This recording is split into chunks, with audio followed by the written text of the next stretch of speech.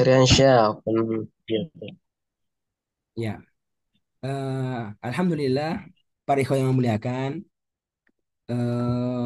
aneh ingatan semua kita, Masya Allah, tentang besarnya kenikmatan ini, ya, yang Allah berikan kepada kita, bisa terus sama-sama berada dalam posisi kebaikan, ya. Posisi sedang belajar Al-Quran. Masya Allah. Ini harus selalu kita hadiri kesyukurannya kepada Allah Subhanahu wa Ta'ala. Kata Allah, la in syakartum la azidannakum. Sungguh, jika kalian bersyukur kepada Allah, ya maka la azidannakum.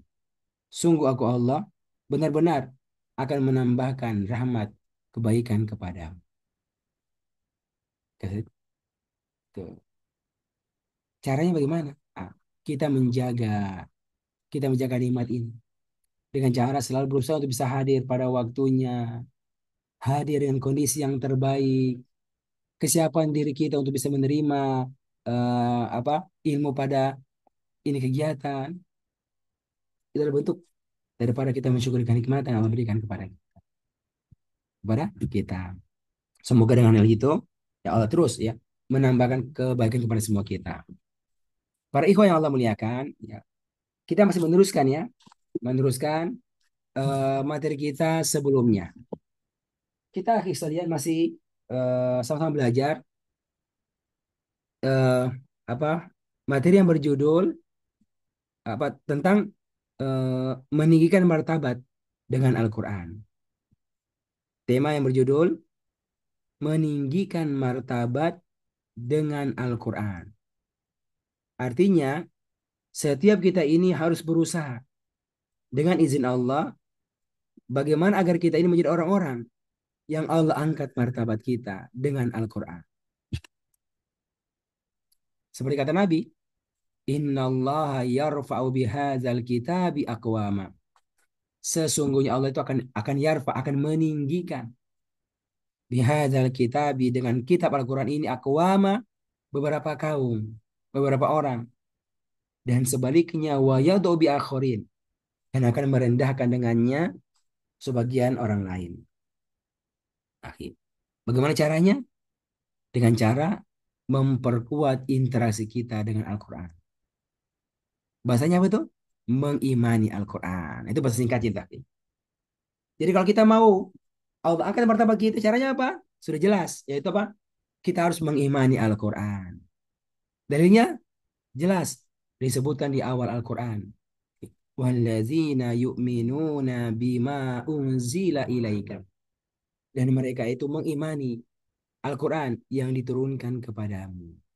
Wahai Muhammad sallallahu alaihi wasallam.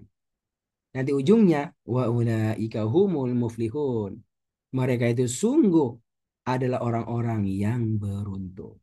Masya Allah. Ini nih, beruntung itulah kata kunci yang dengannya Allah angkat martabat kita dengan Al-Quran. Tinggal sekarang bagaimana itu? Bagaimana caranya itu? Bagaimana tuh detailnya itu? Kita mengimani Al-Quran. Ini kita coba pelajari, Sat. Ya, dengan perinci, dengan apa berikan perinciannya 8M, ya, pilar kuat mengimani Al-Quran. Jadi 8 pilar, 8 tiang itu, 8 tiang, ya. Agar ini bangunan bisa bisa bisa terbangun. Apa tuh? Bangunan keimanan kepada Al-Quran terbangun. Lalu akhi bisa memberikan ketenangan, kesujukan, keamanan kepada orang-orang yang berada di dalam. Ya, itu pilar. Ya, kita sudah sebutkan beberapa pilarnya. Ya, kita yang sebutkan yang paling utama adalah pilar apa? Pilar membenarkan Al-Quran. Tuh. Itu yang pertama ya, akhi. Membenarkan Al-Quran. Ada 5. Masih ingat ya, Fikirun? Membenarkan Al-Quran sebagai kalamullah. Yang kedua, kepada seorang manusia yang menjadi Nabi Muhammad SAW. Yang ketiga, lewat perantaraan malaikat yang terbaik Jibril. Yang keempat, satu-satunya kitab yang boleh diamalkan. Yang kelima, dia adalah kitab hidayah untuk buat hidup kita menjadi hidup yang terbaik. Baru pilar yang kedua, yaitu pilar mempelajari Al-Quran.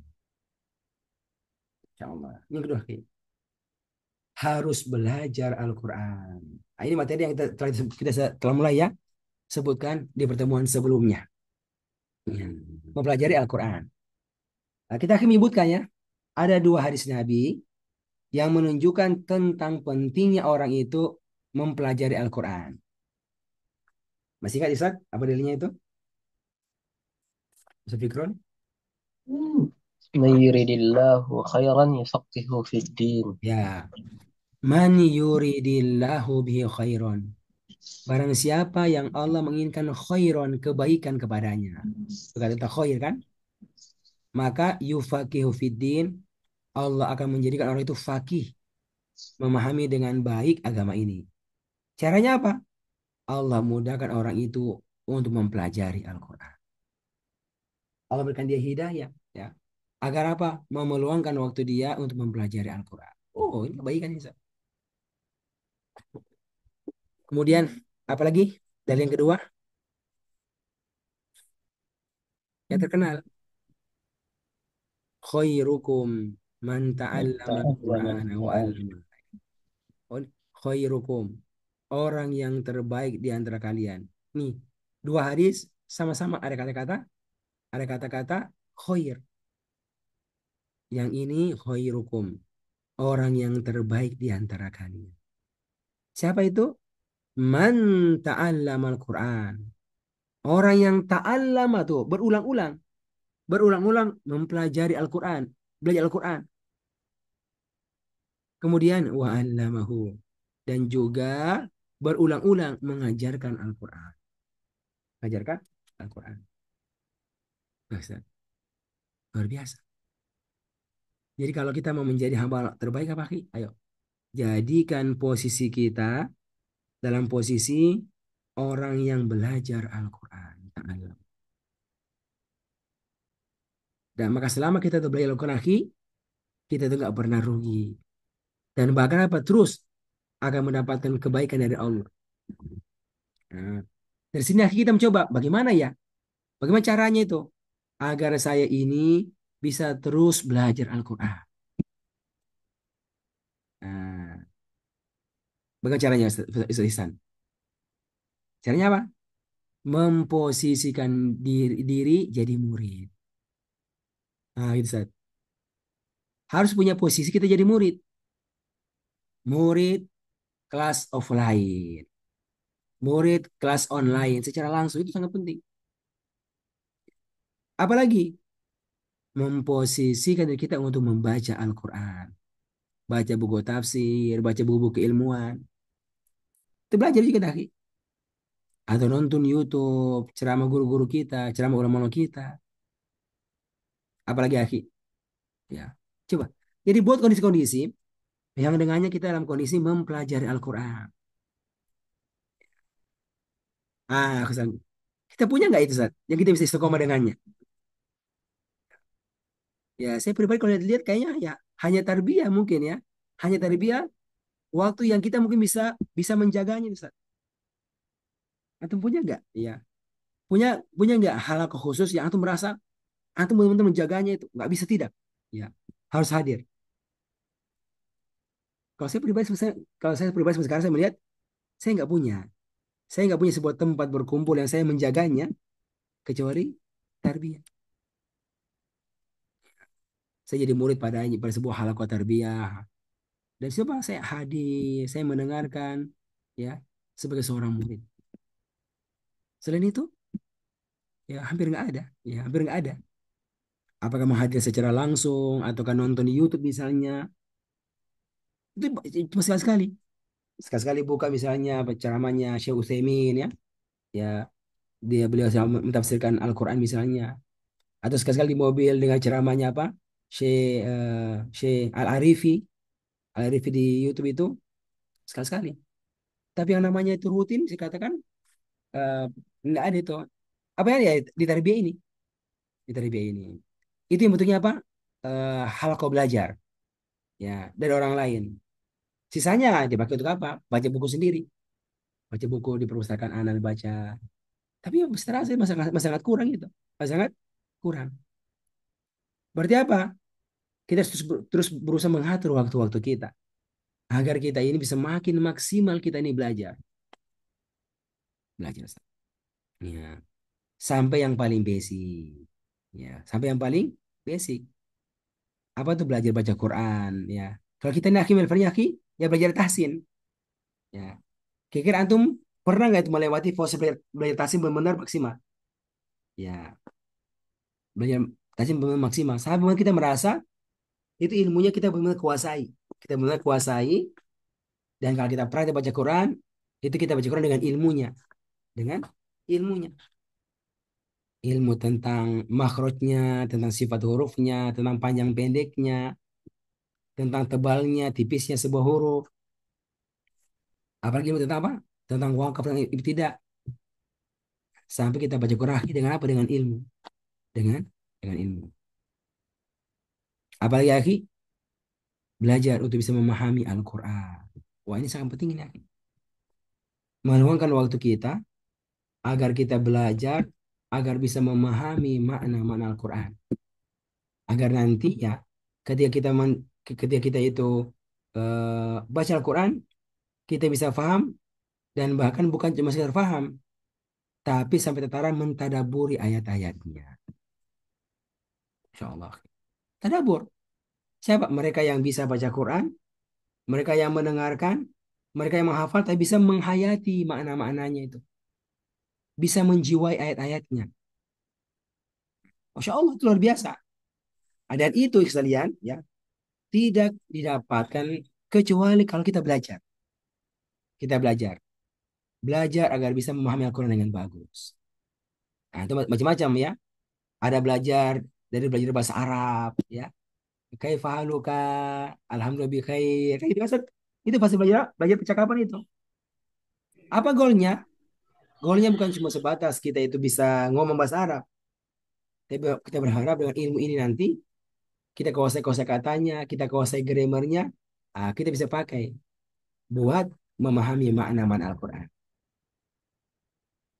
Itu jadi butuh waktu untuk belajar apa bahasa Arab. Atau kalau kita nggak sempat, ini panjang waktunya nih, panjang masanya nih. Kalau kita nggak sempat, kita cari lebih sederhana. Kita belajar ya untuk bisa menerjemahkan Al-Quran. Kita belajar untuk bisa menghafal Al-Quran itu langsung ke Al-Qurannya. Ada model belajar terjemah Quran, atau ada belajar model apa langsung belajar tafsirnya misalnya.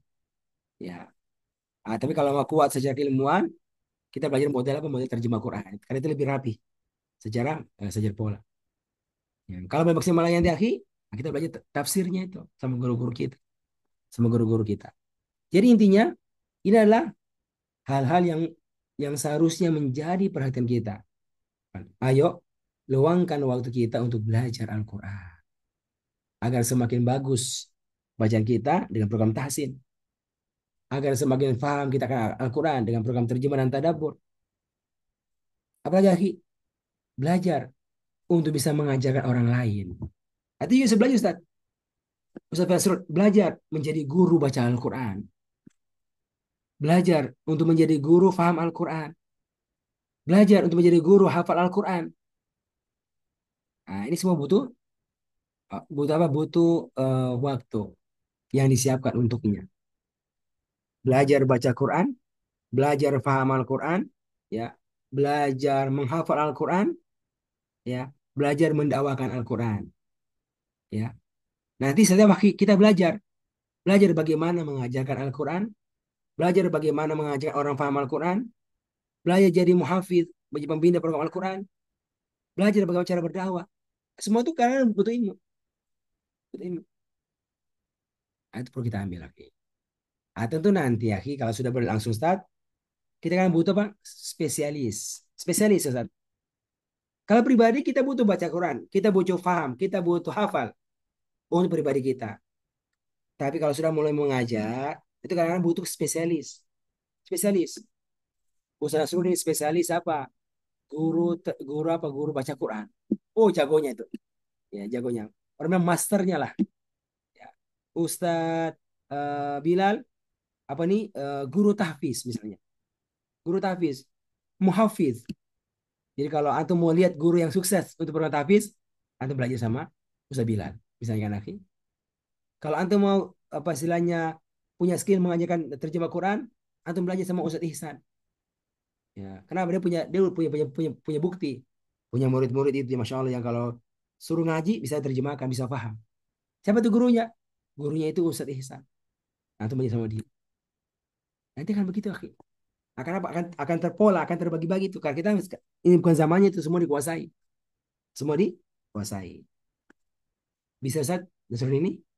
Ah, nanti ya kalau secara kelembagaan kita tuh perlu nanti memposisikan ada master-masternya, kayak gitu kan? Ada master-masternya untuk program-program tertentu. Ya, di mana nggak semua ya, nggak semua dia perlu terlibat langsung di situ. Ya, tapi paling minimal lagi, ini kita diingatkan dengan hadis ini ya tentang pentingnya kita terus belajar Al-Quran, belajar Al-Quran agar semakin bertambah ilmu kita ya, untuk kita bisa mengamalkannya. Ini saat ya, ini poin kedua yang perlu kita ingatkan. Ikhwan, tambahan dari lain, tambahan dari lain yang menunjukkan tentang betapa penting orang itu belajar Al-Quran. Ya. Apa itu, akhi? Itu sebuah ayat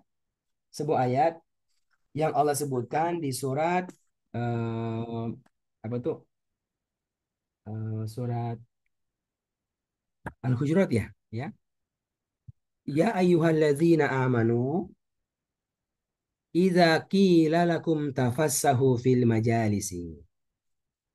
Wahai orang-orang yang beriman, ya. Apabila dikatakan kepada kalian tafassahu fil majalisi, ya. Berlapang-lapanglah kalian. Berlapang-lapanglah kalian. Fil majalisi fafsahu, maka lapangkanlah. Wa idza qila syuzu, dan apabila dikatakan berdirilah kalian, fanshuzu, maka berdirilah. Ya. Ini perintah buat apa? Buat kasih kesempatan orang bisa masuk di halako, di majelis, agar bisa belajar. Ayo tolong tolong geser geser geser geser.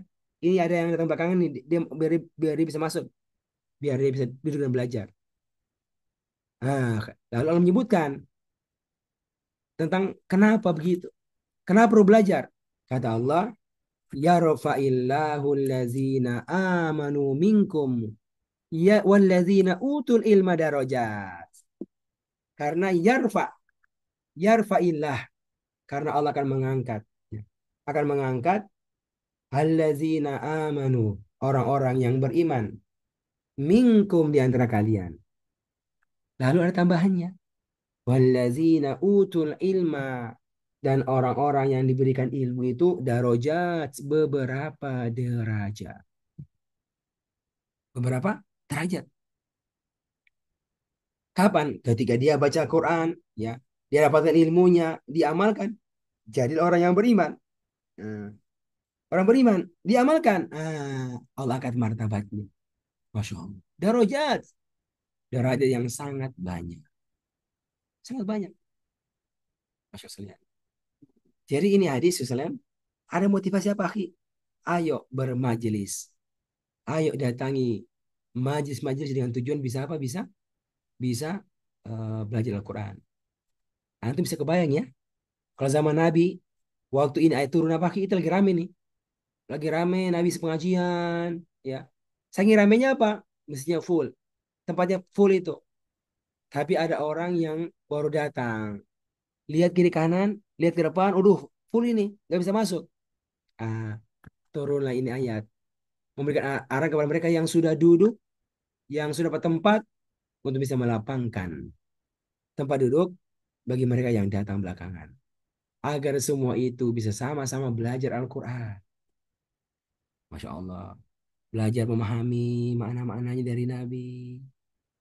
Dan kemudian dapatkan ilmu, kemudian mereka bisa mengamalkannya. Ilmu tentang menjaga hati, ilmu tentang menjaga lisan, ilmu tentang tentang bagaimana sholat yang bagus, ilmu tentang tauhid, ilmu tentang dakwah, ilmu tentang jihad. Oh, kita bisa merasakan ini kalau begini modelnya. Halaqahnya Nabi, masya Allah, dahsyat, dahsyat. Kan? Semua berawal dari apa? Hanya pribadi yang meluangkan waktunya untuk mau mempelajari Al-Quran. Makanya para sekalian ya, ini satu hal yang anak ya ingatan semua kita ya, tentang pentingnya kita ini apa meluangkan waktu kita untuk belajar Al-Quran. Akhirnya cek dari kita masing-masing Ustaz, bagaimana kemampuan kita ini untuk apa membaca Al-Quran dengan benar, program tahsin. Kira-kira sudah ini enggak? Kita merasa sudah cukup ya kita belajar tahsin atau masih perlu ditambah, masih perlu ditambah lagi, atau masih perlu kita meluangkan waktunya untuk belajar tahsin. Itu tuh pribadi kita, ya. Dari lembaga kita atau kita cari cari tempat lain. Yang penting ada programnya itu, Ustaz. Program itu kita harus punya itu. Lihat Ustadz A, Ustadz B di lembaga kita ada padanya. Kalau nggak ada kita cari tempat lain, nggak masalah itu. Iya, gitu Ustadz ya. Saya pribadi ya, saya merasa masih kurang. Saya lagi mengatur nih sama anak saya di Mesir kan, dia udah lewati memang talakinya luar biasa untuk belajar sama beliau. Tapi ya sampai sekarang bisa katakan belum maksimal ini pengaturan waktunya, pengaturan waktunya. Tapi ada keinginan ya untuk apa? Untuk apa? Untuk belajar. Dikasih aja sama sama gurunya buku-bukunya Syekh, Masya Allah, ya. Saya dapatkan bukunya sangat luar biasa. Saya buka-buka bukunya itu. Itu, nah ini, nah, ini kan. Ini kemarin dipakai daurah ini kan, Ustaz. Goyatut tashil. Ini puncaknya kemudahan. Ini syarah untuk kita tajwid ini ada Tuhfa, ada Jazari, ada Salsabil. Nah, kemarin saya pakai daurah ini di Makassar. Ya, daurah di Makassar. Ada lagi apa nih bukunya? Bukunya Syekh ini lebih detail lagi nih. Ya, ini apa nih? Jadwal al-Mufassal. Jadi bagan-bagan yang terperinci dalam ilmu tajwid. Wah ini bukunya lebih detail lagi nih, banyak hal yang kita nggak dapatkan di ilmu tajwid. Ya, nah, ini anak saya suruh pelajari semuanya nih sama gurunya itu. Iya, artinya apa? Mungkin kalau sama gurunya agak susah ya, karena dia kan muridnya banyak. Dia udah kelasnya ngajar yang apa, ngajar ikro, apa ngajar jadi apa, jadi mukri, ngajar sanad. Kita kayaknya susah dapat waktunya. Minimal apa? Udah sama muridnya dulu nih, yang paling dekat. Nah, itu contoh ya, contoh kita cari jalan nih, bagaimana cara ini biar bisa belajar sama orang-orang yang kita anggap memungkinkan kita bisa belajar pada mereka. Ya, saya beli lagi ya, saya beli lagi apa tuh? Mana tuh? Hmm, oh ya, ini nih. Ini satu. Sementara beli dulu bukunya nih. Lihat isinya bagaimana, Ki. Luar biasa. Nah, ini antum tahu Ki, bukunya nih. Nah, itu masuk buku yang bagus yang apa? Yang bisa miliki. Tajid bergambar ini Dokter Aiman. Ya apa ismnya? Dokter Aiman Rusdi ini termasuk yang sekarang masya Allah cukup menonjol ini. Di YouTube banyak sekali video-videonya nih. Ya. Nah, dia punya buku ternyata nih. Tajwid Al-Musawwar ini sudah terjemahkan di berbagai negara. Ini sangat bagus, ya. Sangat bagus bukunya kan untuk belajar tajwid diantaranya. Menurut saya dan ini di apa direkomendasikan beberapa guru-guru pakar Al-Quran Indonesia ya memberikan rekomendasi itu. Artinya ya kita harus terus berusaha membaguskan apa cara kita membaca Al-Quran. Berarti ya ada waktu yang kita luangkan untuk apa? Untuk cari guru dan duduk belajar bersama-sama mereka. Ini baru satu akhi, belum yang kedua ya. Belajar untuk apa lagi? Memahami makna-makna Al-Quran. Coba kita baca Quran. Ini kita baca, kita ngerti nggak yang kita baca nih? Kalau ada yang kita rasa agak belum mengerti, dan itu banyak. Mungkin setengahnya saya belum mengerti. Wah, berarti apa? Masih perlu nih cari apa? Cari guru. Cari guru. Buat apa? Punya skill. Bagaimana bisa cepat paham Al-Quran. Lihat. Kalau masih muda, ya belajar bahasa Arab. Cuma itu panjang bahasa Arab itu. Kalau mau lebih cepat, lebih ringan, belajar paham Al-Quran, belajar terjemah Quran. Itu lebih cepat. Karena langsung kepada materinya. Ya. Lalu apa lagi, akhi? Belajar untuk bisa menghafalkan Al-Quran. Bagaimana Ustaz Asri agar bertambah hafalan saya ini. Dari dulu ya Allah cuma juz 30 itu pun nggak mutskin. Ya, karena kita nggak serius. Ya, bagaimana nih Ki? Agar punya hafalan yang bertambah yang kita yang kita kuasai dengan bagus, dan kita pun akan paham akan makna-maknanya. Ya. Apalagi akhi, belajar tadi, belajar bagaimana caranya untuk bisa mengajarkan baca Al-Quran kepada orang lain. Belajar jadi guru di Rosa, guru Iqra, belajar jadi guru tahsin, ya metode A, metode B, belajar jadi guru faham Al-Quran, metode A, metode B. Ya, itu semestinya bisa kita ambil ya sekalian. Kalau kita benar-benar mau masuk ke situ, mau masuk di ranah apa? Di ranah mengajarkan orang Al-Quran. Kita perlu belajar, belajar menjadi guru, belajar menjadi guru. Ah, itu ada tahapan, ada masanya itu, ada masanya. Bayangkan ya, sekarang ini kalau orang mau jadi guru saja itu ada sekolahnya kan? Ada sekolahnya itu kayak pendidikan guru matematika ya, pendidikan guru biologi, masya Allah, 4 tahun itu. Ya, ya dia belajar yang lain. Tapi masya Allah itu ada materi khusus itu. Bagaimana caranya untuk menjadi guru yang bagus. Nah, demikian pula ini. Kalau kita benar-benar menjadi guru Al-Quran yang bagus, kita bisa belajar itu. Bagaimana biar biar bisa maksimal menjadi guru tersebut. Ya, gitu sekalian. Ya, ini satu hal yang anda ingat ingat semua kita. Ayo kita atur waktu kita. Bagaimana agar kita bisa mendapat itu semuanya. Ya, itu semuanya. Tentu akhi, ini bisa kita dapatkan kalau kita apa? Kalau kita meluangkan waktu dengan bagus. Tentu ya di sana ada doa yang harus terus kita minta kepada Allah agar Allah memberikan ilmunya kepada kita. Tapi di situ ada pengaturan-pengaturan waktu ya, yang perlu kita siapkan untuk kita belajar. Semoga ya, semoga dari ini semuanya kemudian ya Allah benar-benar ya memberikan kita jalan ya agar kita bisa memahami kalamullah insya Allah taala. Agar kita ini semakin bagus ya interaksi dengan Al-Quran insya Allah. Itu Ustaz ya apa hal yang mau anda ingat pada hari ini masih bersambung ya materi pekan lalu tentang apa tentang mempelajari Al-Quran. Nah, nanti insya Allah pekan depan kita masih punya lagi sambungan materi khususnya tentang bagaimana pentingnya kita tuh punya tempat belajar ya. Tempat belajar, halaqah belajar yang di sana kita bisa belajar Al-Quran secara maksimal. Secara maksimal. Kali ini kan dia sifatnya umum ya. Bisa belajar sendiri, bisa belajar sendiri, bisa belajar bersama-sama.